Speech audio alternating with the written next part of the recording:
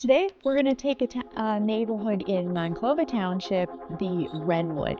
So Renwood is right off of 20A. It has a mommy address, but Monclova Township, Anthony Wayne School, super desirable neighborhood. This neighborhood started in the late 1990s, and it is completely built out now. Over the last 3 years, I'm surprised on this. There have been 19 sales in there. Currently, there are no active. This neighborhood I actually live in myself, so I do know it well and do a lot in there.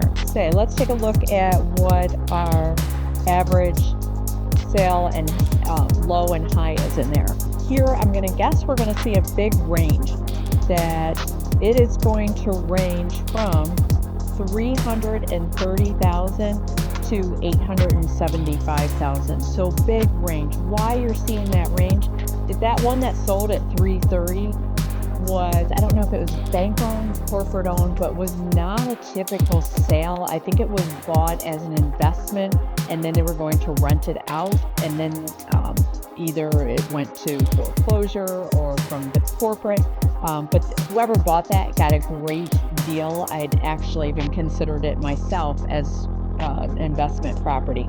So that was a fabulous deal at 330 in there. The highest priced one at 875. This one backed up to Swan Creek Ravine and had a pool. So there was a lot of things that set that one apart. All of the lots on Chestnut will back up to Swan Creek, and I don't know if they're up to an acre, but they're really large lots that go into the woods and to the creek there.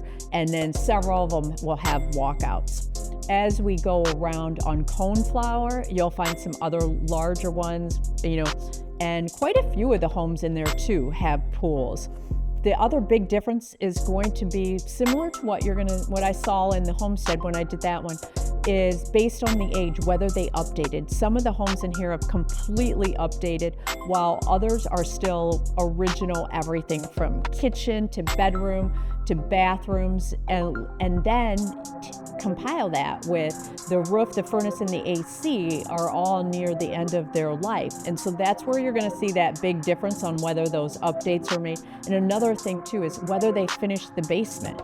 So on those homes that the basement wasn't finished, obviously those are going to bring in a lower. Key reason of why you see that big gap, the average in there is at 582 and the medium is at 571. So that stays pretty consistent. It's a little bit higher than what we saw over at the homestead.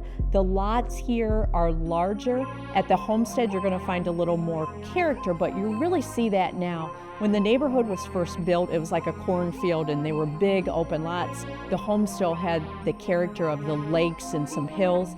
Now, with all of the landscaping developed, I think that they both have really good character.